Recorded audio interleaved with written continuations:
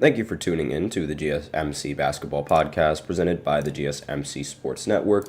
I'm your host, Nelson, here on this Friday afternoon, and we have a couple of things to talk about basketball. Obviously, the biggest news in the sports world right now is, focusing more on the football games that, specifically the football game that happened yesterday, and there's going to be another one today. So if you guys are interested in football as well as basketball, then we also have we have different other podcasts as well. We have football podcasts. We have two different football podcasts, I believe, a fantasy football podcast, and then a sports podcast that also covers football. TJ, Manny, Chris, and Kenneth, they all do a great job. So I recommend watching those guys if you guys are interested in learning about football. But here we have basketball. And for the first segment, I'm going to talk about the biggest questions for the Southeastern Division and the teams. And then in the second segment, since I mentioned how Brandon Ingram is most likely going to be on a different team after this season, we are going to go ahead and look at the possible landing spots where Brandon Ingram could end up being, like the possible teams that are either interested in him or could acquire him or could get some use out of him.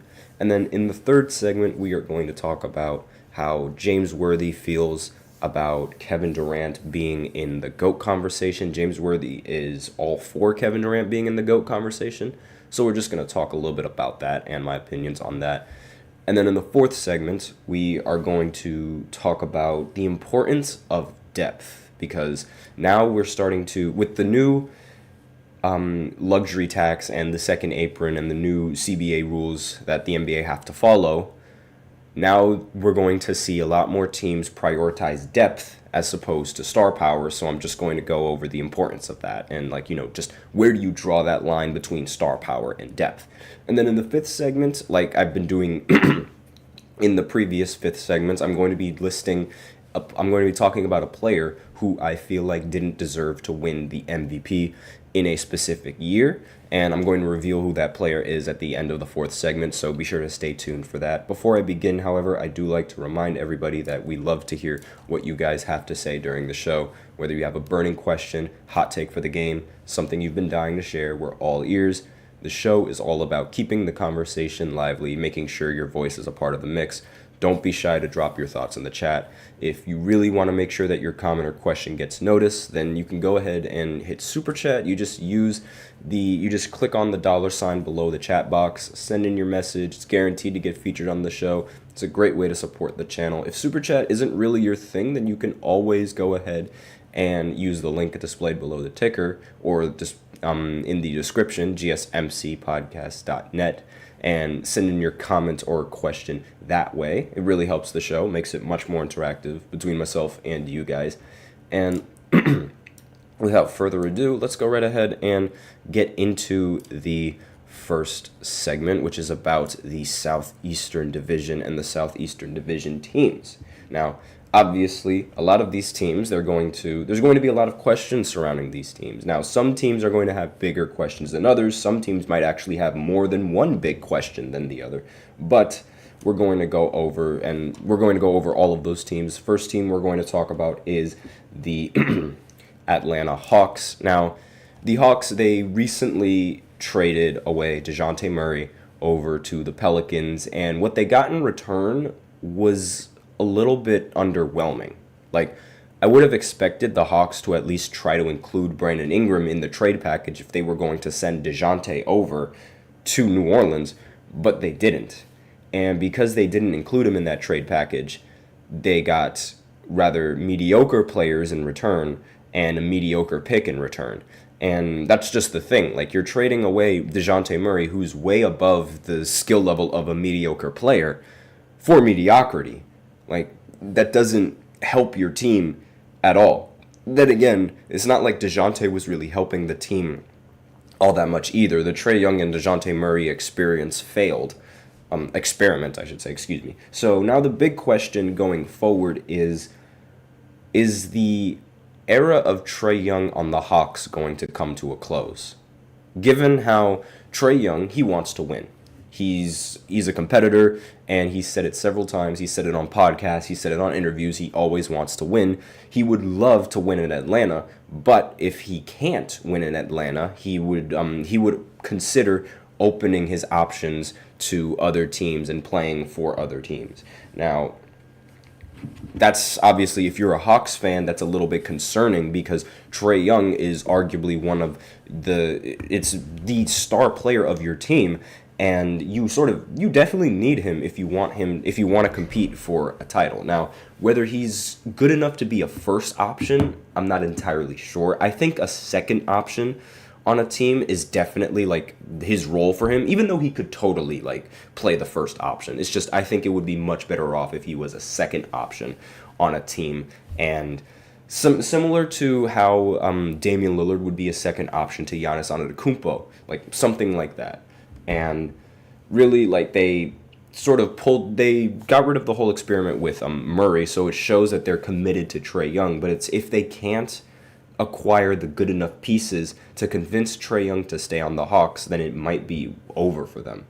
And I mean, the Hawks, they've been, ever since that one sort of finals, Eastern Conference Finals appearance that they got to in 2021, they have never really come close to that same level of success in the postseason. And that's if you're Trae Young, obviously that's going to be rather frustrating because you are constantly putting up these 25 plus, 10 plus stat lines, 25 plus points, 10 plus assist stat lines, and your team is still stuck in mediocrity. Now, what are the teams that Trae Young might actually consider going to? Not entirely sure. That's a completely different conversation. But if the Hawks overachieved this year, this question is probably going to get pushed further down the line. But if the losses start to pile up early and quickly for the Hawks, then the focus might shift towards developing the young core as opposed to settling with Trae Young. So this could either push, the fact that the Hawks would want to center on their young core, this might push Trae Young away, who is right now trying to, be in a competing spot for a title, since all of his peers are now in a competing spot for a title. Well, most of his peers. Now, next team on this list is the Charlotte Hornets. They are another team in the in the Southeastern Division, and we have to figure out exactly if Melo can even stay healthy.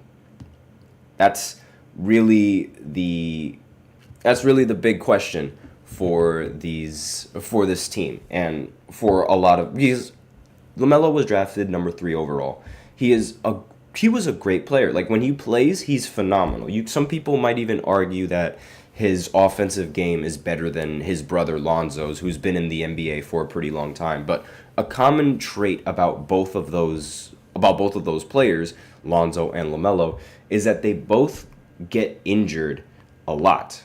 Like, it's a very, very common thing for them to get injured, and that's going to be the biggest question for Charlotte, because in my opinion, if Charlotte continues to have, if Charlotte has the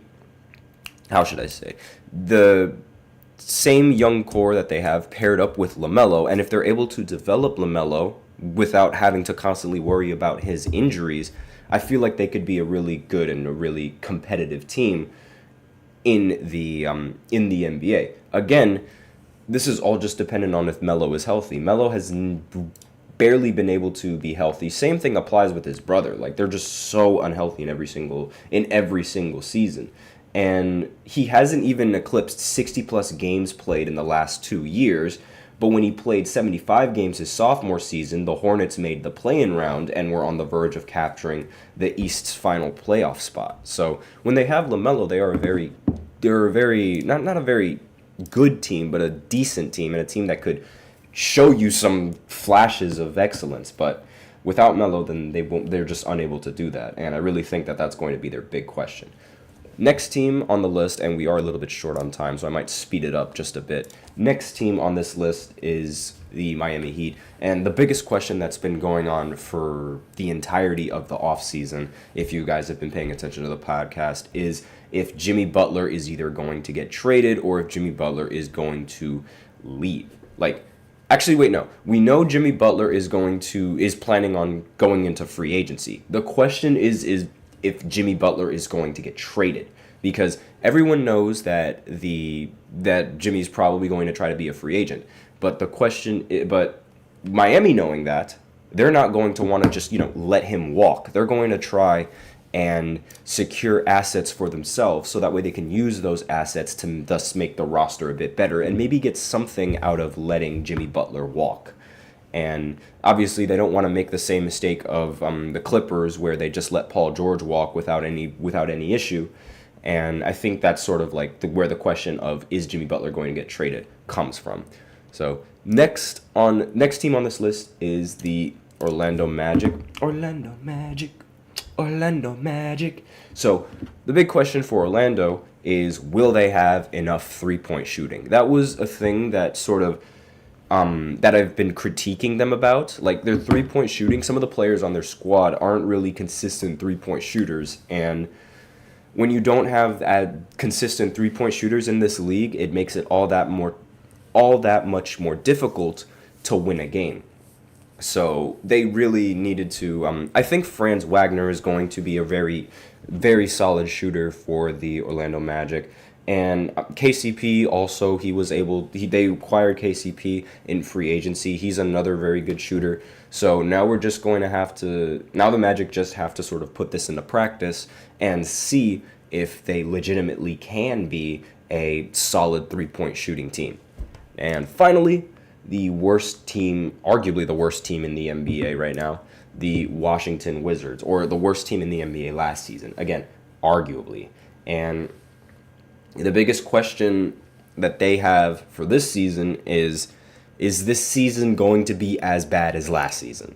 Yes, that is the question that we got for them. Because, to be fair, that last season was awful. Everybody thought that Jordan Poole was going to be just this phenomenal player on a bum team. Like, they thought he was going to drop, and I say bum team because it's a non-competing team. That's sort of what you call those teams when they're not in a spot to compete. They're bottom-feeding teams. So the Jordan Poole, he was traded, not traded over. He signed with a bottom-feeding team, and usually the expectation is when a good player signs with a team that has little expectations, that good player is going to just go off and play phenomenally. Everybody thought that before the Washington Wizards season started that Jordan Poole was going to average 28 or 29 or 30 on 20 shot attempts. Everybody thought that he was going to be some sort of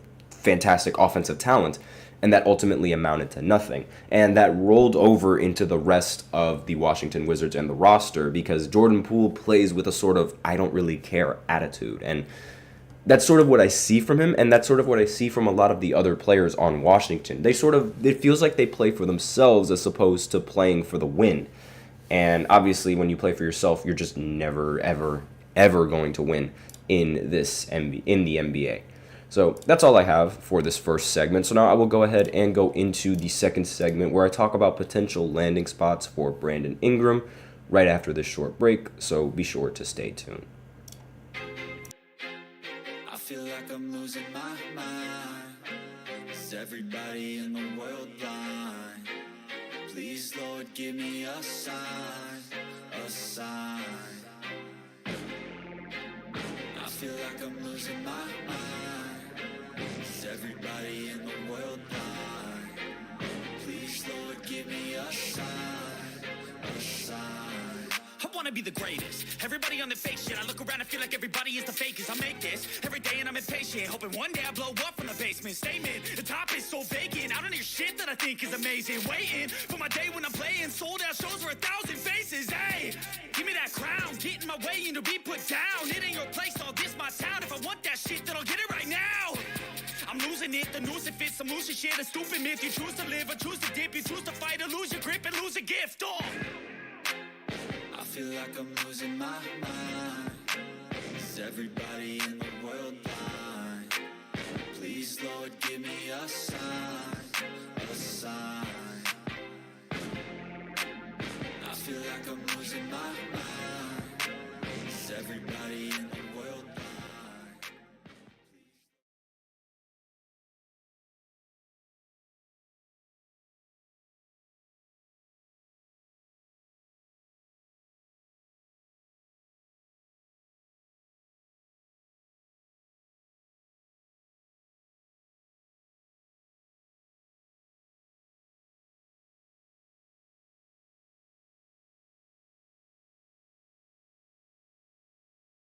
And we are back with the second segment of the GSMC Basketball Podcast presented by the GSMC Sports Network. And in this second segment, I'm going to be talking about some potential landing spots for Brandon Ingram, since I believe he is one of the players and probably the most likely player who's not going to play for his team next season. Not this coming season, because he's going to play for the Pelicans, obviously, but I feel like next season he's going to leave and he's going to try to find a different team. So now we're just going to go over some of the teams that have a chance of either acquiring him or some teams that might have a really good fit for him. So before I begin, however, I do like to remind everybody that we all love to hear, we all love to hear exactly what you guys have to say during the show, whether you guys have a hot take or a burning question or something that you've been dying to say. We're all ears. And if you really want your comment or question to get noticed, just go ahead and use Super Chat. You can click the $ below the chat box, and you can send in your comment or donation that way. It really helps the show, makes it much more interactive. And if you don't like using Super Chat, if that's not your thing, you can always use the link displayed below the ticker or the link in the description, gsmcpodcast.net, and donate or send in your comments that way. Really helps the show, makes it much more interactive between myself and you guys. And without further ado, let's go ahead and continue on with the second segment, where we talk about Brandon Ingram and some potential destinations that he could end up in. So one team that I feel like could acquire Brandon Ingram is the Miami Heat. We were just talking about the Miami Heat. We were talking about how Jimmy Butler has there's a chance, there's a question bubbling around whether or not Jimmy's going to get traded. There's also the thought that Jimmy Butler is just not going to be a Miami Heat anymore after this season. And the Heat are going to be in search of another small forward to try and sort of fill in that role that Jimmy Butler had on the team, whether it be the role of a leader, whether it be the role of a scorer, something. They're going to try to fill in that role after Jimmy leaves. So even if Butler remains on Miami beyond the summer of 2025, it's probably fair to expect the face of the franchise to soon pass someone else, presumably to Bam Adebayo. So Butler is going to turn 36 at the start of the 2025 to 2026 season, and all of that really suggests the Heat could be in the market for a new small forward, because why would you want to continue having a small forward that is that old? Unless his name is LeBron, I don't know why you'd want to have a small forward that's 36 years old. But aside from that, I mean, not saying that Jimmy Butler wouldn't be good as a 36-year-old. However, it is like not everyone in the NBA is going to be able to keep the same amount of consistency for as long as LeBron was able to do, because we're not entirely sure if Jimmy Butler's even going to be the same player that he was either going into this season or going into the next season, especially since he came off of an injury. So, of course, Ingram isn't really on track to be the next Jimmy Butler. Like, there's no real hype around him for that. But there's Miami could reasonably talk itself into Jacquez Jr. and Tyler Hero replacing their current superstar. So, while I don't think that it'll be that as impactful as having Jimmy on Miami, I do think that Miami is a pretty good spot for Brandon Ingram, and a spot that he should consider. Another spot that Brandon Ingram should also consider playing for is the Cleveland Cavaliers. So the idea that Ingram joins Cleveland seems like it was like a huge rumor that was going to happen, because Jake Fisher reported on Yahoo Sports that Cleveland held extreme interest in Ingram, and I honestly wouldn't be surprised if, depending on how the season goes, Cleveland decides to move along some of their players to make space for Brandon Ingram.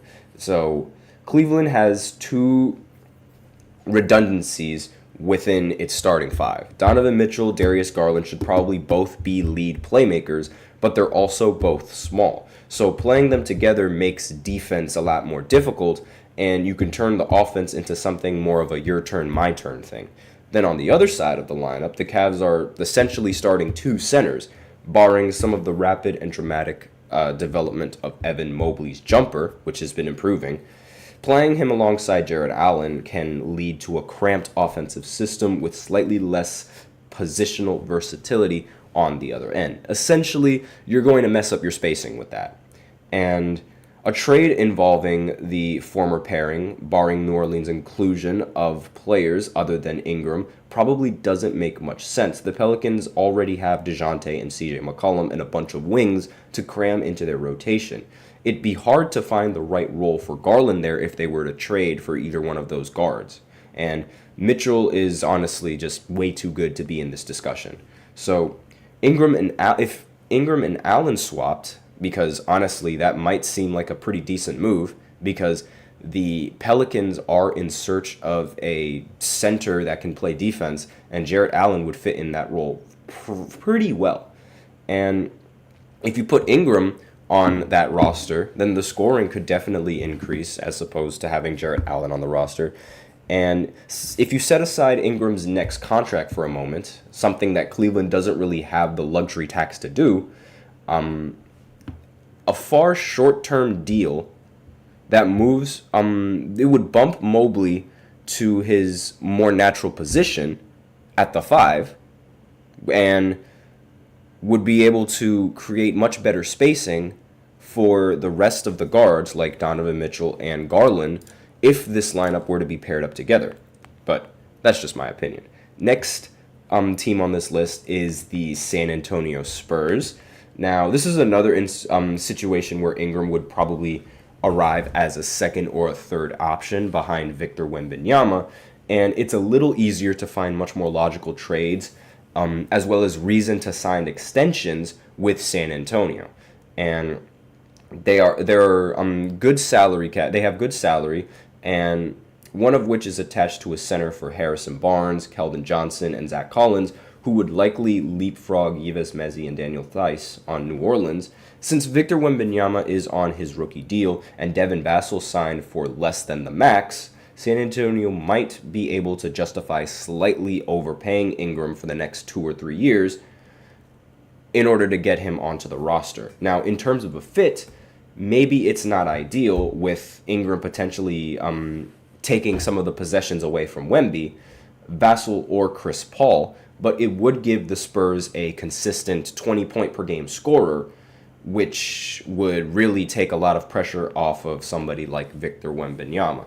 And the last team that could be in the talks of acquiring Brandon Ingram is the Brooklyn Nets. Now, this might just be a little bit of optimism from me. Now, this might just be like a little bit of just, me hoping, but the Nets, they have a lot of picks. They can engage in a lot of trades. They can move a lot of players if they need to.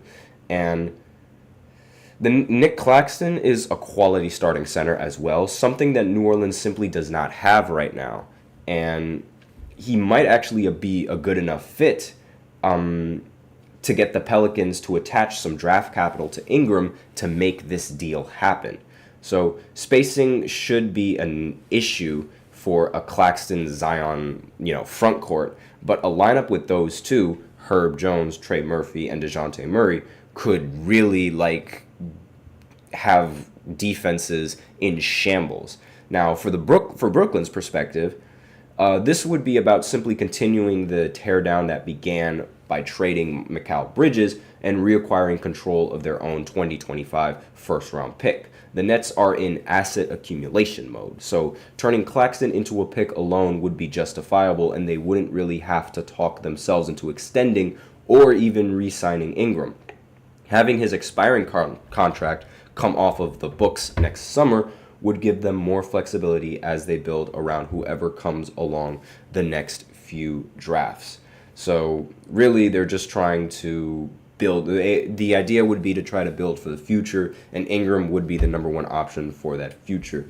Adding Ingram alone isn't going to lead to a ton of wins, but if the Brooklyn Nets are able to acquire Cooper Flagg, who knows?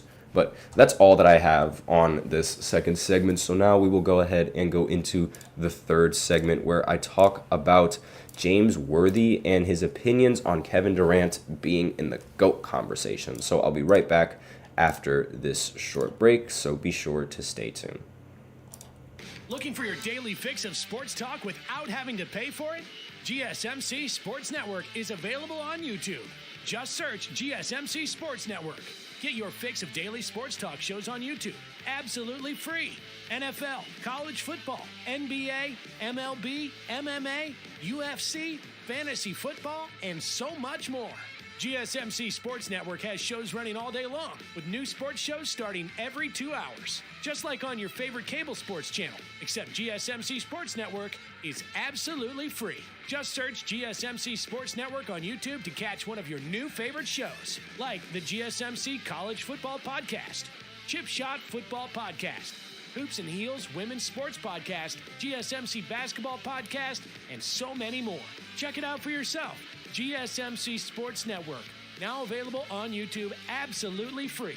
Search GSMC Sports Network on YouTube right now. And we are back with the third segment of the GSMC Basketball Podcast presented by the GSMC Sports Network. And in this third segment, I'm going to be talking about Kevin Durant being in the GOAT conversation and how James Worthy feels about it. So I'm looking at it from this article, by the way. So I'm going to go over the article first, and then I'm just going to give my opinions on this article and what James Worthy had to say. So the article starts, usually a few players are debated as the greatest of all time. The most common players are Kareem, LeBron, MJ, and Kobe Bryant, and sprinkle in a little bit of other players, and the rest is other. Like, literally, that's how it goes. You either LeBron, Kareem, Jordan, Kobe, and the rest is other.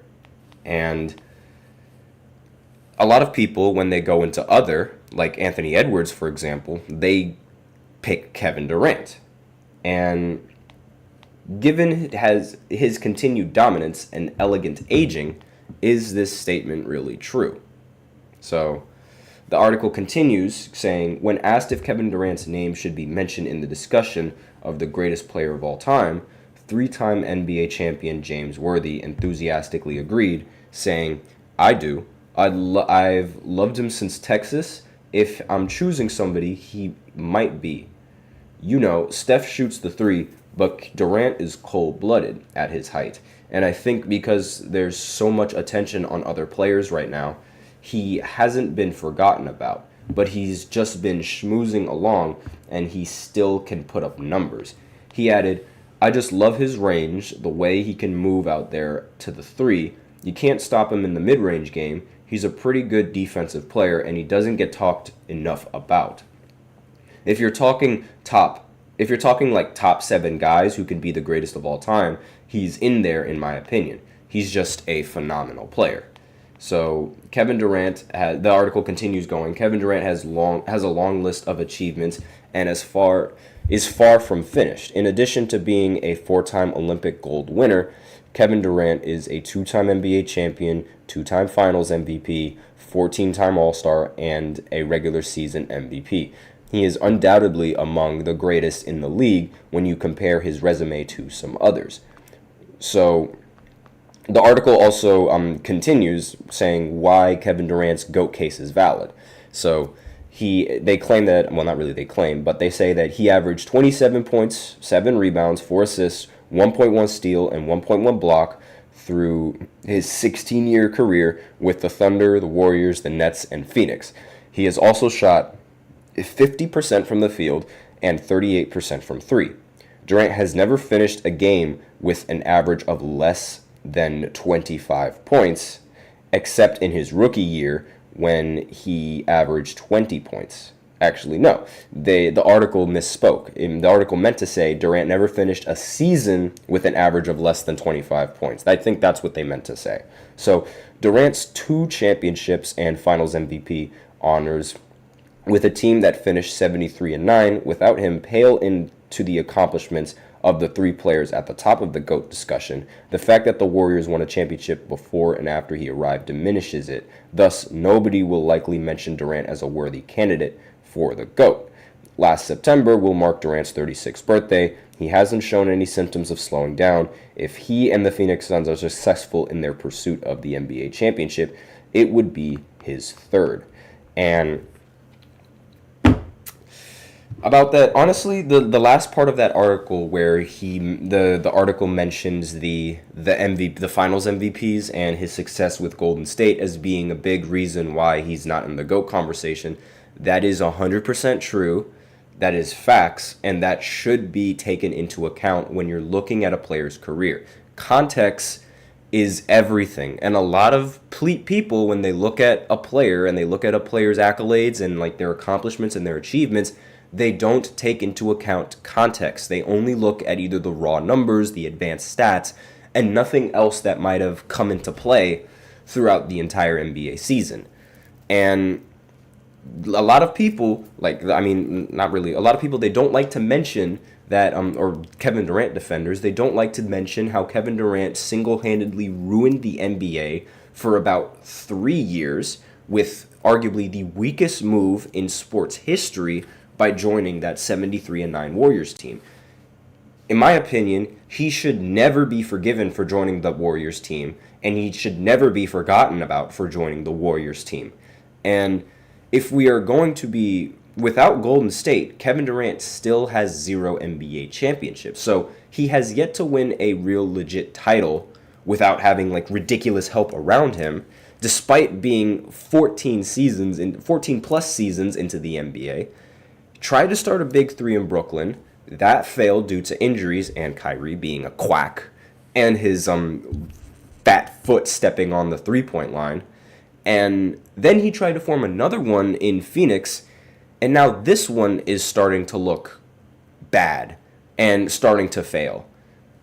And it doesn't make, it's like, how can you give this man like any sort of credit for being in the GOAT conversation? Like, yes, he still has 2 rings and 2 finals, and he still has 2 rings, 2 finals MVPs, but those 2 rings and 2 finals MVPs, they aren't nearly as impressive as any other team's rings and finals MVPs. Like, it's more of like a technicality kind of thing, you know?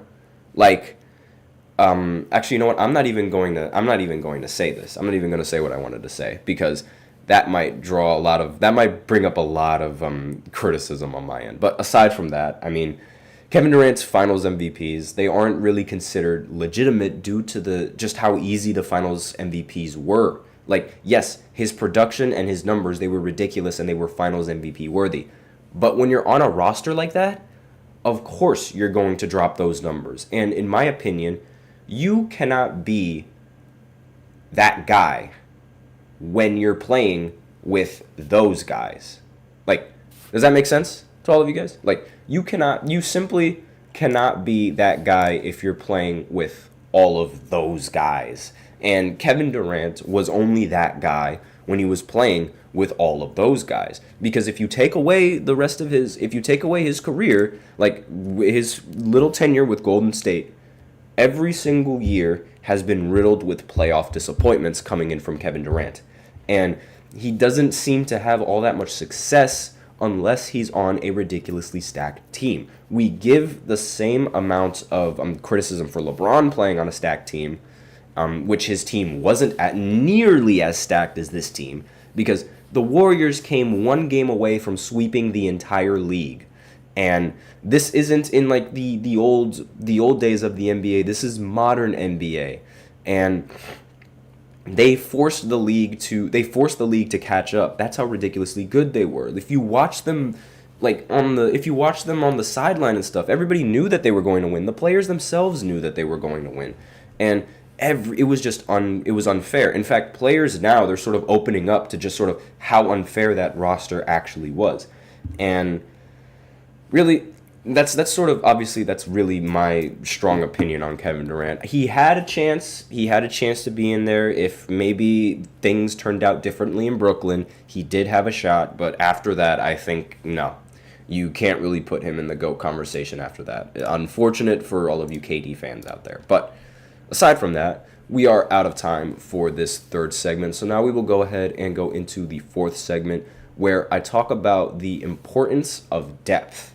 So I'll be right back after this short break. Be sure to stay tuned.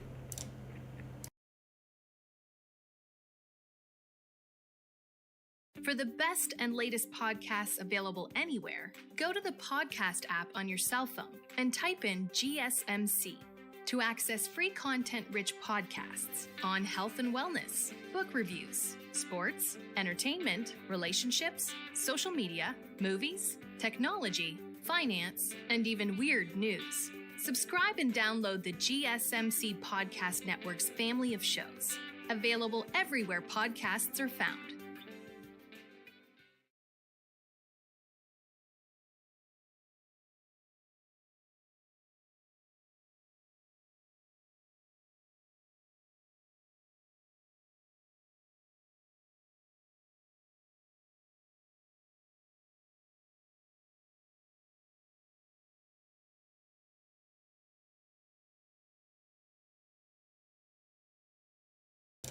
And we are back with the fourth segment of the GSMC Basketball Podcast presented by the GSMC Sports Network. Excuse me.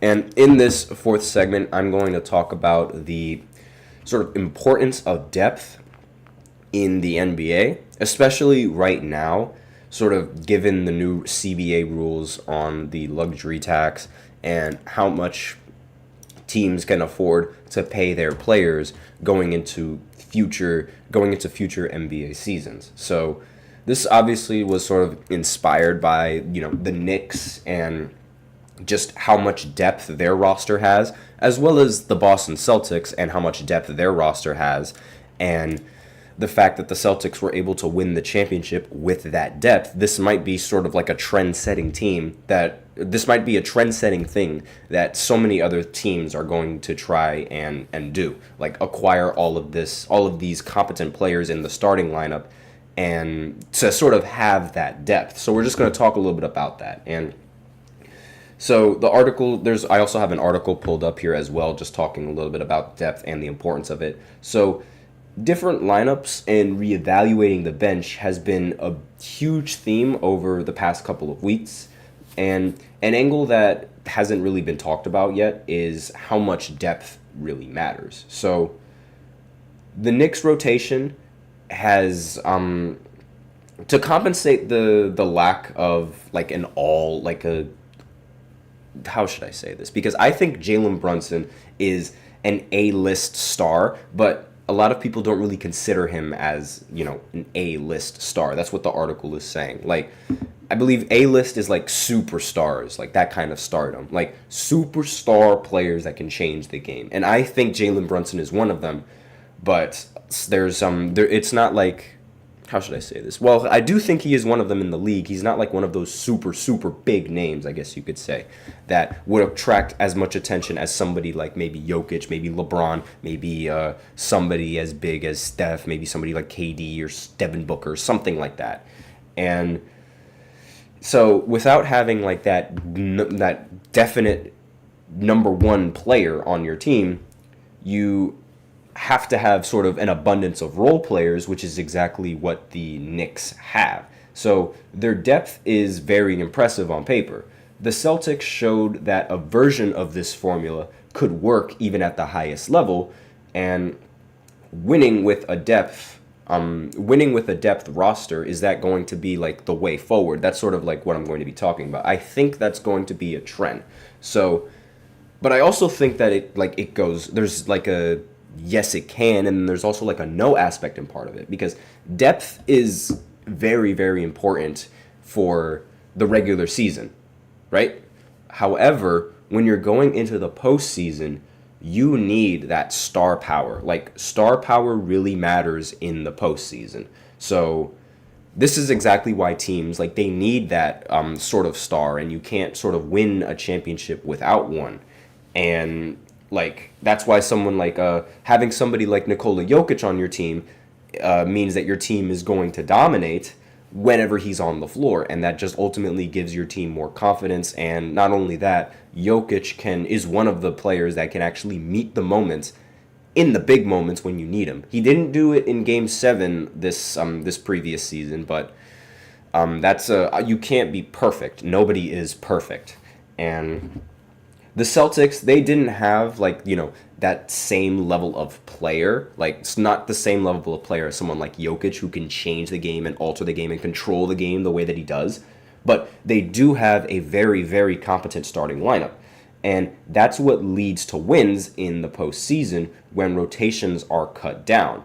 Their regular season starters with, Porzingis had a really good net rating of plus 12. That success carried over into the postseason, even when they had to change Kristaps with Al Horford due to his injuries. And having dominant starters as a trend among the having dominant starters is a trend amongst the Celtics, and it's been a trend amongst the last 5 Celtics championship teams. So each team's starters had a playoff net rating of 10 plus or better. That one exception was in 2020, the Los Angeles Lakers, who had a plus 5 net rating for their most used starting lineup. But the 5-man group they played most, with JaVale McGee in place of Dwight, registered a plus 17 net rating, and the starting lineup they used in Game 6 had a plus 44 net rating. Excuse me. So recent history has sort of showed that it's more important how your best and most used lineups fare in as opposed to the other team's best players. And that isn't to say that the Knicks model isn't going to work, right? Their starting lineup with Hartenstein and Anunoby was impressive last season, so there's reason to believe that they can make it work with Mitchell Robinson and Mikal Bridges. But is the strength of your starting group that makes the difference in the postseason? So this brings us around to the Cavs. Although there are concerns about the backup big man situation or overall depth, the Cavs will only be as successful as their starting lineup will take them. Last year's starters will likely be the preferred group again for this season. And, as I said before, they're only successful as their starters. Donovan Mitchell wasn't there when Cleveland was playing Boston, and because of that ultimately costed them their season. And on top of that, Darius Garland didn't really play well in the elimination game either. And Jarrett Allen's injury in the postseason as well meant that the starters, literally not a single one of the starters, or half of the starters, were not even playing in this game. And they posted a net rating of minus 7.6 in the 4 games that they actually did play together. And the starters with Isaac Okoro in place of Allen didn't really fare much better, with a net rating of minus 5.4. So Cleveland's starting unit was much better in 2023, but still they only managed to get a 3.2 postseason net rating. So that starting lineup that they have is just going to need to get better individually and, playing together better as opposed to just acquiring better pieces, And depth matters much more in the regular season than it does in the postseason. So I feel like that's sort of when you're asked how important when you're asked the importance of depth, you sort of have to think about the context. And hold on, let me just go ahead and look at. There's somebody in the chat, Anthony Manzano, and he says, with the NBA possibly adding and extending to other cities and they realign the divisions, what team in Texas would make in the East? That's a very, very good question, and one that I didn't really think about. I haven't really, I know the Dallas Cowboys, they are an NFC East team, but I don't really consider that they're not in the East, I don't know why they're an NFC East team, but I digress. Now, honestly, I wouldn't be surprised if if Dallas was to go to the Eastern Conference. If there was any team that was to go to the Eastern Conference, it would probably be Dallas. And let me just hold on just one second. I just want to go ahead and see where Houston is on on Dallas. Not on Dallas, but on Texas, because honestly, I'm not very good at geography. But given the fact that the Dallas Cowboys are in the NFC East, I would put the Mavericks in the NFC East as well. Not in the NFC East, but in the Eastern Conference for the NBA. Now, if Google will actually like give me an image, okay, thank you. I mean, you could really like, it's either between Houston or Dallas, like, because Houston, you could argue, is much more like farther to the east than Dallas, but at the same time, like, I mean, it's like they're in the western side of they're in like sort of the western hemisphere, not in the western hemisphere, but in the western side of the United States. And oh, Mananzo also had more in the chat. Yeah, I am a Dolphins fan. I understand why we stayed in the AFC East, but geographically, we would make more sense in the AFC South, and Indianapolis makes more sense in the East. Yeah, that is true. I do understand that take. I'm not really going to talk much about football because like that's just not what I'm supposed to do. We have other football podcasts, so if you are interested in speaking about football like towards the other podcasts, I recommend going and checking that out. There's TJ, he does the sports podcast like directly after I do my podcast. So if you want to tune into his thoughts, and he's going to be talking about the NFL game that happened recently. If you want to tune into his thoughts, then go right ahead and look at his and watch his live. He's going to go live at I believe at like 2:00.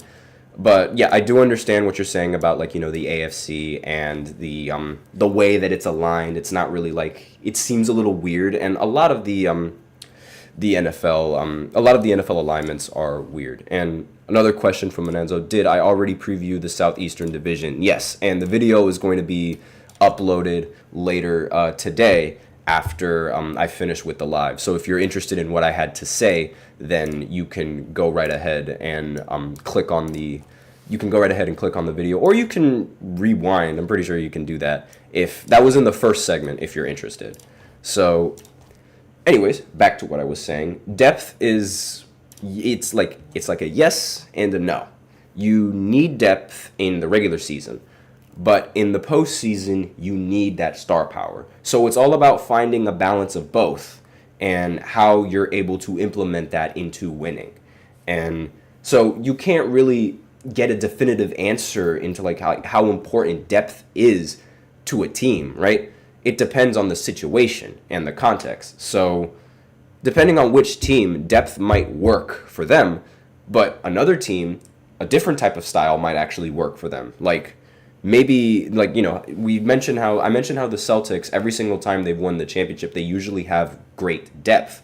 But the Cavs, when they won their championship, they had the 1-2 punch of LeBron and Kyrie and everybody else that was there.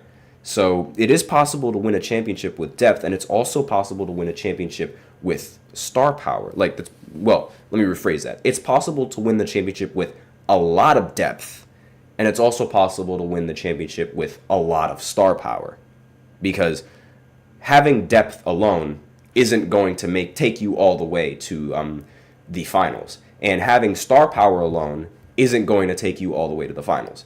We've seen James Harden have star power alone, didn't take him to the finals. We've seen Kobe have star power alone, didn't take him to the finals. We've seen the Atlanta Hawks in 2015, I believe. They had depth alone, and they got swept in the postseason by the Cavs. So, you know, just a little food for thought. Whenever you're thinking of a team and what they need, you always have to sort of find a right balance between the two. And Mananzo's in the chat again saying, I think Brunson is a star, but I don't think he's a superstar like most New York Knicks fans think he is. See, I disagree with that. I think he is a superstar. I genuinely think that the numbers that he puts up on the offensive side of the ball are superstar caliber numbers. Yes, his defense is a liability, but so is Donovan Mitchell's.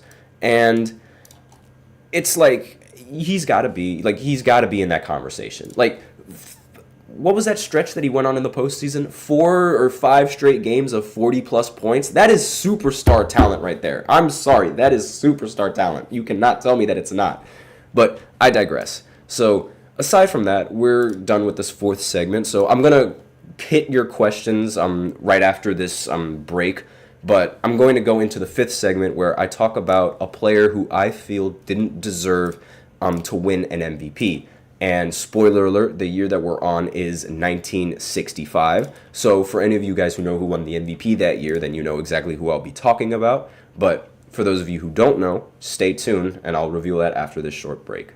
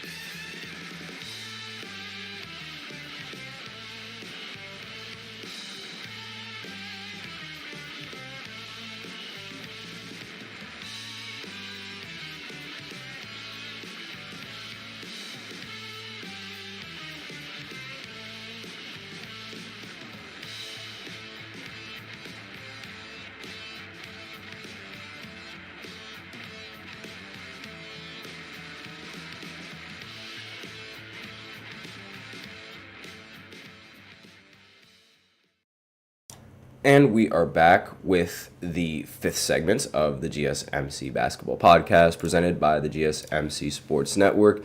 And in this fifth segment, we are going to be talking about a player who I feel like doesn't deserve to win the MVP. We're on year 1965. But before I begin, I do want to acknowledge Anthony in the chat. He says he mentioned he commented about how I commented about James Harden, having too much star power on Houston and how that didn't work. He said the issue with Harden, as an example, he's such a ball hog that him doing that hurts the team and he disappears way too much in the playoffs. I disagree with the first statement claiming that he's a ball hog, because you can't say that he's a ball hog when he's averaging as many assists as he does.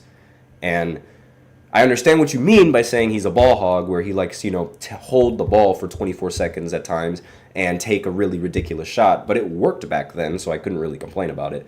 And again, the assist numbers that he averaged, they were very, very good. But I do agree with the second part of your sentence where you're saying that he disappears way too much in the postseason. And that, I think, is actually the real reason why they were unable to even win a title with James Harden. The fact that he just disappears. Because for starters, if Chris Paul didn't get injured in 2018, and if the Houston Rockets didn't miss 27 straight threes, and if Golden State didn't have such a ridiculous, overpowered lineup every single year, James Harden would probably be in the finals. He probably would have. I genuinely think that in 2018, that would have been the year that he would have won the finals. Now, I think LeBron would have put up a great fight, but that was definitely his best chance of winning the finals. And really, the reason why they weren't able to do that, they weren't able to get all the way and get there, was because of not only just the teams falling short, but primarily Harden falling short as well. And that's happened, every single season. I can go on a whole tangent about James Harden collapsing in the postseason, because it happens a lot, but let's not do that. Instead, let's talk about Bill Russell, who Anthony in the chat already knows was the MVP of 1965. And this man is going to be featured a lot on this list. And again, before I go on another rant, Menenzo's in the chat again saying, in general, I don't think those Houston teams had enough talent to match up with Golden State. You can't just rely on James Harden, and I'm starting to think it wasn't his fault that he disappeared. And I mean, yeah, I understand, you can't just rely on one player and one player only, but they were one game away from doing it. They could have done it. They were one game away, and then Chris Paul got hurt. The entire scope of the NBA landscape, that everything could have changed. You have no idea. And the fact that they were just one game away shows that they had a legitimate shot. They had a chance. And aside from that, I digress. Let's continue with the MVP debate. So before I begin, I just want to say that we are entering the territory of Bill Russell. Now, what does that mean? Well, it means that Bill Russell has won several MVPs of his entire career, and a lot of those MVPs weren't deserved. Why? Because players voted for the award during his career. Now, that is very, very important, because that way you guys will know exactly why Bill Russell was able to win the MVP over all of these players that I'm going to mention. Now, I'm only going to mention like this year in this example, and then the next time I do this segment, I'm going to bring up every single year where Bill Russell didn't deserve the MVP. Because the rules at the time stated, like the fact that, players were voting for the MVPs, the rules at the time were that players weren't allowed to vote for themselves or a teammate. So naturally, they would give the biggest name on the best team their votes. And yes, winning determines value, but you also have to think about and look at the stats and exactly what they're producing.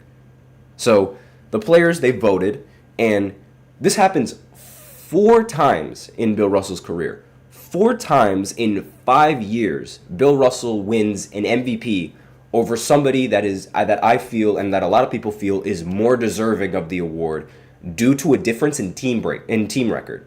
Because MVP, obviously, I say this all the time, most valuable player, you have to generate wins. The Celtics back in this timeline were the most dominant team in the NBA. They were always winning. And it's like we joke about it all the time. Like, oh, they played against plumbers. They would always win. They would dominate every single team. And like the biggest reason why Bill Russell would win these MVPs is due to the difference in team record, because the Celtics were so good for so long. And Mananzo's in the chat saying, for me, based on the stats, the award should have gone to either Chamberlain or West, not Russell, but I can understand why they gave it to Russell because Austin won the championship that year. And I actually completely disagree with you on that statement with Wilt Chamberlain. Wilt Chamberlain did not deserve MVP this year. It was actually somebody else and like 2 other players that I think deserved the MVP over that. And Wilt is going to come up later. Like, don't worry, he's definitely going to come up later. But in this instance, like, he's definitely not gonna be a part on this list. Fern PG's in the chat. Hey Fern, how's it going? But no, Bill Russell, when he won his MVP in 1965, he averaged 14 points, 24 rebounds, and 5 assists on 44% shooting. Again, very good numbers. I'm not degrading the numbers. Like, those are great stats. However, the Big O, Oscar Robertson, he averaged 30, 9, and 12 on 48% shooting. And Jerry West was also another option for MVP, averaging 31, 6, and 5. So, like, their value and just their ability on the court and their ability to, like, play on the court and just the numbers that they've been able to produce. Now, there weren't, back in the day, there weren't as many stats that were tracked. It was just points, rebounds, and assists. So I can't really talk about, the steals and all that other stuff and all the other advanced stats. But Jerry West was leading the NBA in the advanced stats category with his 31, 6, and 5 averages. And so I really feel like if you were going to give anyone the MVP that year, it should have been either Oscar Robertson or Jerry West. And as I alluded to before on this previous podcast, right? This isn't the only MVP that Bill Russell has won where I feel like he didn't deserve to win the MVP. But if I were to talk about all of those, players that I think deserved MVP over him, we'd be here all day. So instead, what I'm actually going to do is for next week, I'm going to do a whole other segment where I just talk about specifically Bill Russell's MVPs and like in every single year where he won the MVP, where I think he shouldn't have, where I think it should have gone to somebody else. So every year before 1965, when Bill Russell won the MVP, I'm going to talk about it, and I'm going to talk about the other players and the other who I feel deserve to win the MVP aside from Bill Russell. Because again, the biggest difference and the biggest reason why Bill Russell won the MVPs that he won was due to a difference in team record. Celtics were always the best, and the fact that players would vote for the MVP as opposed to anybody else. So, and before I end this off, Mananzo's in the chat saying, yeah, analytics wasn't really as prevalent back then, so we didn't know their defensive efficiency, offensive efficiency, or shooting percentage. And, it obviously that makes conversations like this a little bit more difficult. But I mean, we know how good the Boston Celtics roster was. We know how loaded the team was. We know how good the team was. We know that Bill Russell was putting up these stats on a good team, a very, very good team. And these guys were putting up stats on much more mediocre teams. Now, obviously, team record is very important when you're looking at MVPs. But further down the line, as I go on with these players, you're going to see some ridiculous stat lines that feel like they deserve MVP, but they didn't win the MVP. And that's sort of where I think, the player voting came into effect. But aside from that, that's all I have for this podcast. And as I said before, the next time I do a segment like this, I'm going to be talking about all of Bill Russell's MVPs. So if you want to tune into that, then be sure to tune in. I'm probably going to do it Monday. I'm not entirely sure when I'm going to do it, but I might have it prepared for Monday. But aside from that, thank you for tuning into the GSMC Basketball Podcast presented by the GSMC Sports Network. Your support means a lot to us, so remember to subscribe to the show, leave a positive review. It really does make a difference. We also invite you to follow us on Facebook, Twitter, TikTok, and Instagram for more content and updates. As usual, please remember to use the link displayed in the description, and as usual, please remember to use Super Chat if you want to get your comment or question noticed during the show. We love hearing from you guys, whether you guys have a hot take, something you've been dying to share, it's like something you've been wanting to say. We're all ears. You can use Super Chat, and you can send in your donations that way, and you can send in your chats that way. If you really want your chat to get featured on the show, then you can send in Super Chat, and it will definitely get featured next time on the show. And if Super Chat isn't really your thing, then you can always use the link in the description, gsmcpodcast.net, and send in your tips and donations that way, or your comments that way.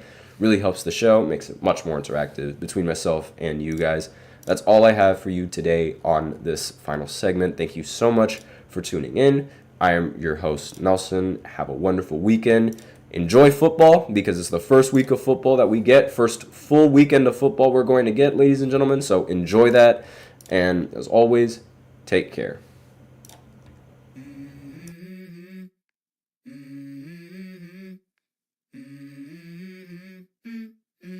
Let's go. I wake up to a little bit of drool on my pillow, feel like it's gonna be a bad day. Yeah, I'm tired of shit, and the coffee ain't hit yet. Damn, ain't that great.